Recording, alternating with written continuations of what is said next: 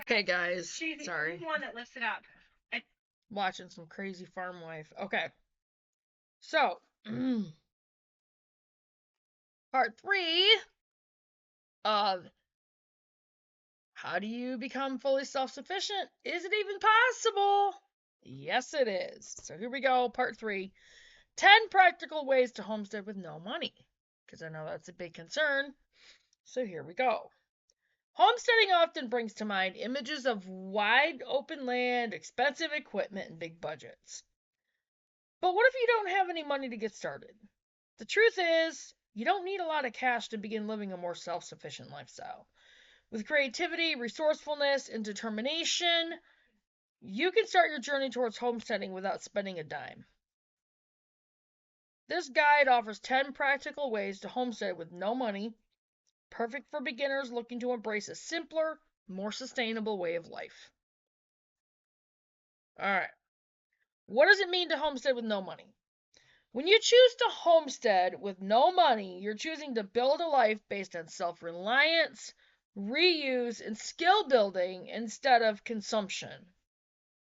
And I need to get us kind of back to that. I've gotten away from that a little bit. Mindset. You're shifting away from the belief that progress comes from buying more. Instead, you're embracing a lifestyle where value is created by what you grow, make, barter, or repurpose. And this is what I'm working to get us back on, in that mindset of. So, by changing how you look at resources, adapting to that homestead mindset, you'll find opportunities everywhere, whether it's a broken pallet turned into a raised bed or a pile of vegetable scraps saved for seed. Number 1, start with what you have. Before looking outside for solutions, look around your home, your garbage, your backyard. Chances are you already have the tools to begin. Ideas to get started. Number 1, use old containers, buckets, bins, milk jugs as planters. You can even create little milk jug greenhouses, and I've got to research some more of that because it started to work in Oklahoma. Might have just been the heat, I don't know, but I'm going to look into that more. Repurpose scrap wood into trellises or garden boxes. Use kitchen scraps to begin composting or seed saving, and I did use scrap wood to build that first raised garden bed. And now that garden bed is built out of cinder blocks. So, repurpose an old shelf as a growing station. You don't need to buy tools or supplies, you just need to rethink how you use what's already around you. And again, this is what I'm trying to, get back into that whole mindset of is, how do I use what I have instead of worrying about buying, Even though I am probably going to buy the greenhouse for the farm store, and I'm probably going to buy a greenhouse to get started with our greenhouse. So, because I don't have the materials, I don't have a good way to go get them. So, barter and trade for supplies. Number 2, bartering is a powerful tool in a no money homestead. Instead of buying what you need, offer your time, skills, or homemade goods in exchange. What can you offer? Yard work, babysitting, or pet sitting. Handmade soap, bread or crafts, skills like tutoring, sewing, or basic repairs. What to ask for? Seeds or seedlings, gardening tools, extra canning jars, or kitchen equipment. Join local Facebook groups, attend community events, or simply ask neighbors. People are often willing to trade if it helps both parties. Number 3, use free online and community resources. There's a wealth of free knowledge and supplies available if you know where to look. Where to find help. Number 1, libraries. Free books and classes on gardening, preserving, and more. Number 2, extension offices, free soil testing, farming advice, and gardening guides. 3, online videos, channels focused on frugal homesteading or do-it-yourself projects. Community centers, skill sharing events, seed exchanges, or workshops. Don't underestimate the power of asking for help. Local communities love supporting beginners. Number 4, forage and wildcraft sustainability. Nature provides more than you realize, and learning to forage is a powerful no-cost forage homesteading skill. What you can forage. 1, dandelion leaves, salads, and teas. It's so healthy for you. Like dandelion is amazing for your body. Wild garlic and onion, or 2 wild garlic and onions. I actually would like to try to find some of them around here. Number 3, mulberries, elderberries, and wild herbs. And we have a plethora of those around here, so. Wild crafting ideas. Number 1, collect pine resin for homemade salves. And I definitely could do that, and I really see that whole mindset. I got away from a lot of it, and I need to get back into that. So it's going to be one of my goals this spring.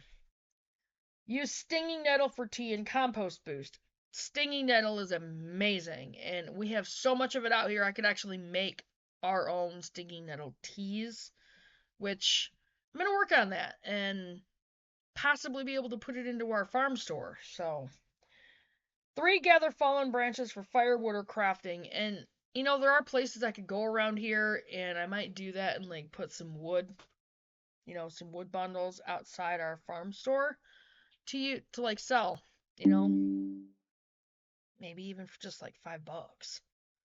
Doesn't sound like, I mean, even $7, people would pay that.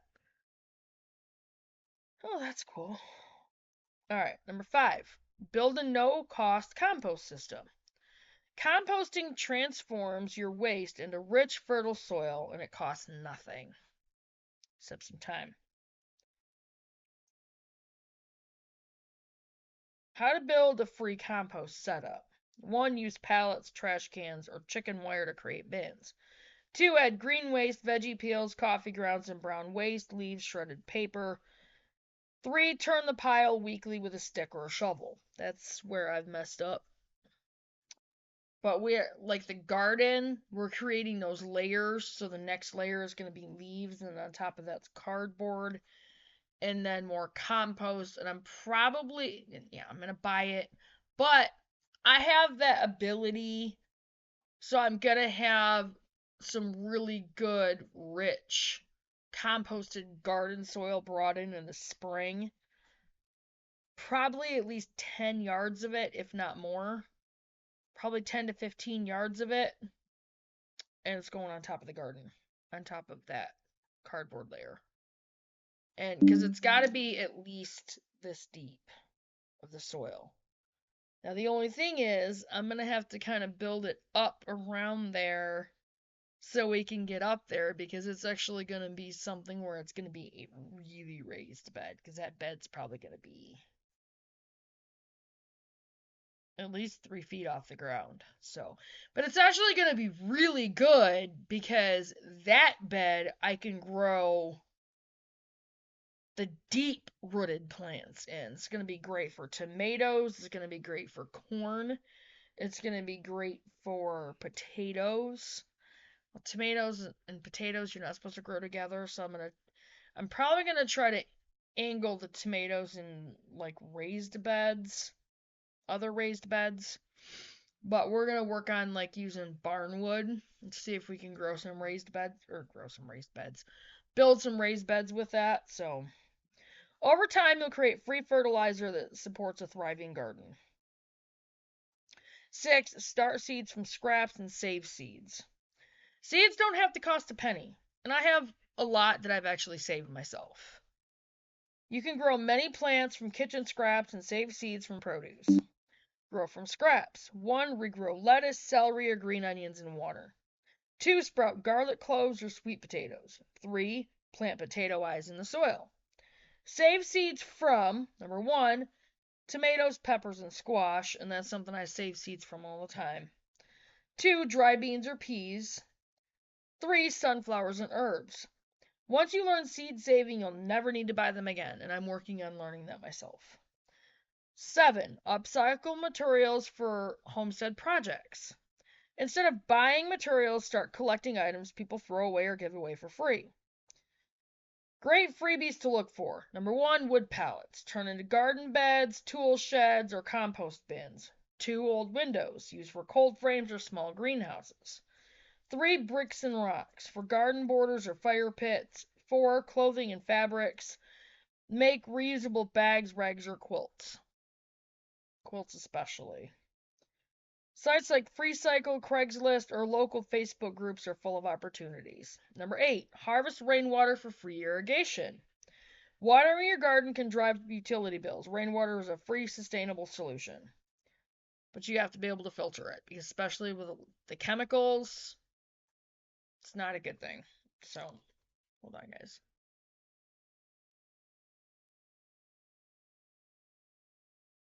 Come on. And drops it everywhere. Okay. Rainwater collection is legal in most. Oh, wait, sorry. How to start. 1, use buckets or barrels under gutters. 2, add a screen to keep out debris and bugs. 3, store in shaded areas to prevent algae. And you also have to have a way to filter that water. But you can filter it without having to spend a lot of money. And I'm going to be looking into that myself. Rainwater collection is legal in most areas, but check your local rules first. Number 9, cook from scratch using basic staples. Buying pre-made food adds up fast. Cooking from scratch using staples you grow or trade for keeps costs down and health up. I'm going to be making a salad for my lunch. I was thinking about skipping lunch, but I don't think I'm going to. I'm going to make me a salad for my lunch. Debating on making my shake. I think I'll just do the shake for dinner. Might do some Slim Fast for lunch with the salad, though. Okay. No money pantry meal ideas. Number 1, flatbread. Mix flour, salt, and water. Or you can make breads from potatoes. Sweet potatoes. They're really good. 2, vegetable soup. Use forage greens, potatoes, and onions. 3, homemade tea. Brew dried mint, nettle, or chamomile. And I'm gonna start taking the mint and I'm gonna dry it and I'm going to make it to where it's it can be used to make your mint teas. And I'm just gonna go ahead and I'm gonna get the packaged bags and put those in the farm store. So, bean stew. Use dried beans, garlic, and herbs. That was number 4. Cooking is a foundational homesteading skill that brings value to every part of your home. 10, join or create a homesteading community. Now, I actually, I've thought about this before, but I've always wanted to do that, to create a homesteading community. So I'm going to do that through Faith First. Faith First Farm and Homestead. And I'm going to work on doing it, starting it through Facebook. So, I'm going to start that pretty soon. I'll let you guys know on that. I have got to get that stuff. I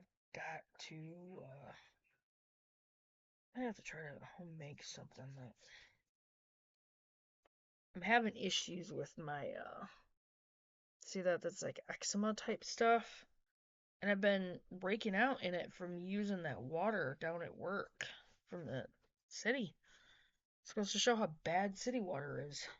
Alright. So, be on the lookout for Faith First Farm and Homesteading Community. And I'm actually going to be working on really honing down and learning certain skills, because I would actually love to do a homesteading conference in the summer. Maybe on food preservation, that kind of thing. I don't know if I'd be able to do fermenting. I might try to get a 50-pound bucket of the salt. Redmond's real salt. I should probably be able to do that. Maybe a couple of them. And then include that in it. I'm gonna be looking at that, so be on the lookout for that, you guys. Alright. Well, Dan, this could quite possibly be the last time we feed her in the evening. Sayonara. She could be gone. Okay. You don't need to homestead alone. Being part of a local community makes everything easier. Ways to connect. 1, start a Facebook group for local bartering or seed swapping. 2, volunteer at a local farm or garden co-op. 3, attend homesteading meetups or classes. 4, organize a free Skillshare event. And that's what I want to do. Like have like a small homesteading conference here outside, not inside. But I want to make it to where, we have a really cool like little area to meet. It's another reason why I want to have the farm store, because maybe we could kind of like do it around that area. But I'm gonna be working on that one. Your community can offer tools, mentorship, inspiration, and friendship all without money. Recommended resource: The Self-Sufficient Backyard. Oh, okay, so that was, I don't know if I have that one or not. Hold on.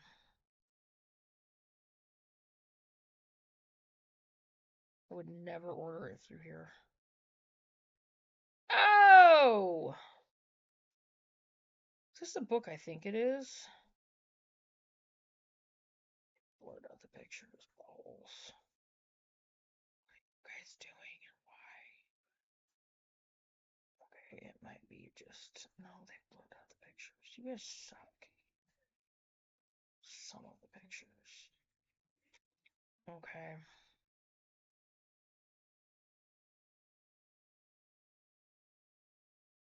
Okay, so that is one of the books that I have that I've started reading on here, and I'm gonna have to get back to that. Yep, okay. Yeah, so I have that book. Okay. That's what I thought. Alright. Why? Butthole. Stupid thing. Yes, I called my phone a butthole. Alright. The Self-Sufficient Backyard is the ultimate guide to doing more with less. Written by a couple living entirely off-grid, this book teaches you how to grow your own food, harvest rainwater, build with free materials, and preserve your harvest, all without relying on expensive systems or tools. And I'm going to get that book back out, and we're going to start getting back into that book. Inside, you'll learn how to raise chickens and grow food on a shoestring budget. 2, easy do-it-yourself hacks for food storage and composting. 3, strategies for reducing your dependence on modern infrastructure. Get off it. 4, focus on skills, not stuff. Learn how to make or fix things. 5, embrace and reuse. Trash to one person is treasure to a homesteader, and that's so true. That's one of the reasons I have the garden center out there, that I've been putting almond milk cartons and milk jugs and water bottles, even though they're plastic.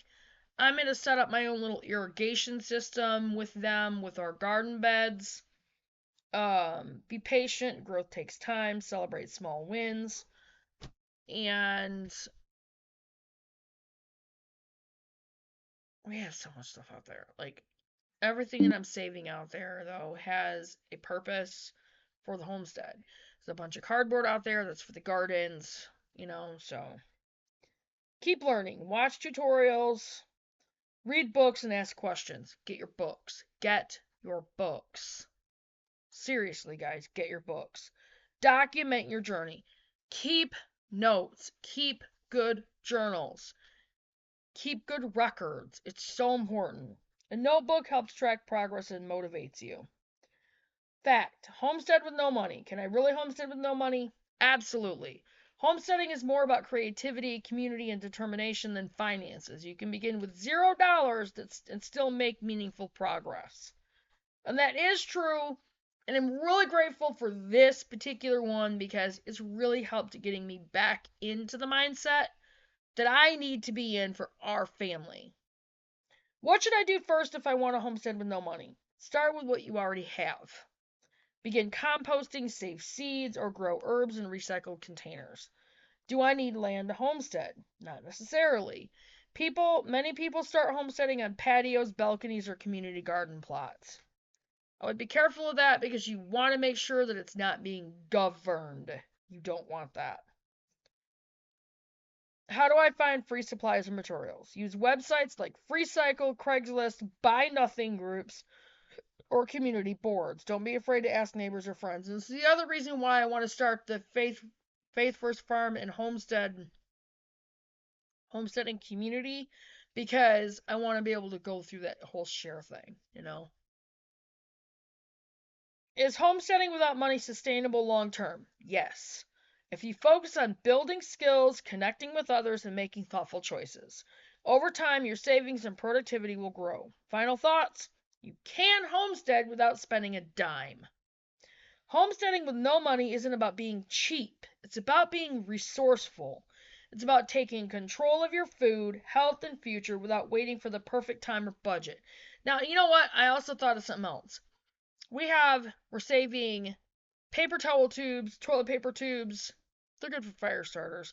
But you can also make really good fire starters with, we're also saving dryer lint. Why? Because we can make fire starters out of them. Take those toilet paper tubes, put the lint in it, in the middle of it, and our old candles. Okay. Boots, don't start it. Knock it off before you even get started. Get up there, shut up, and lay down. Because I don't want to hear it. And you better leave the other cats alone. I mean it.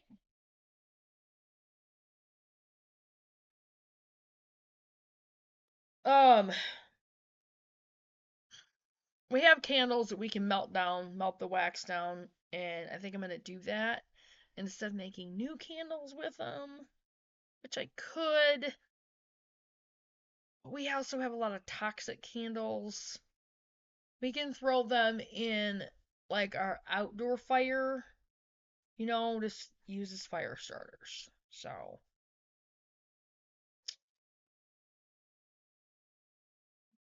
oops.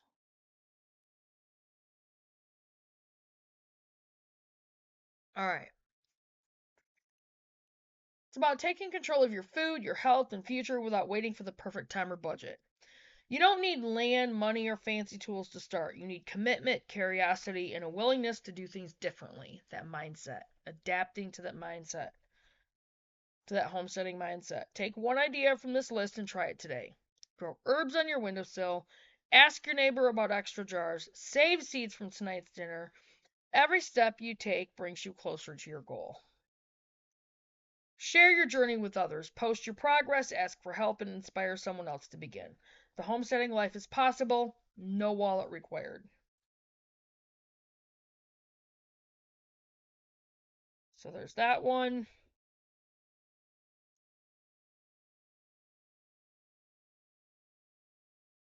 And I'll go ahead and get off from here. And I haven't been able to upload the other two yet. Because I'm still waiting on the first one. And it's only at 15%. Yay! You know, it's funny. The other night, I uploaded one of the videos that I uploaded. It was like a 40-minute video. And it was done in like half an hour. So, anyway. Once this uploads, I'll start another one. So, I will see you guys in the next video. Keep an eye on your subscriptions. Make sure you check those. Always keep an eye on them. Click that notification bell. Click on all to make sure you get all those notifications. Like and share the videos. Please share these videos. They're so important to get that information out there. And do your preps, do your chores, do your research. Have fun with your family. And do more research because that's really important. Get your homestead started. Get to working on your garden plans. Get things in motion. And I will see you guys in the next video. And leave comments. Let me know how things are going for you guys. See you on the next one, guys.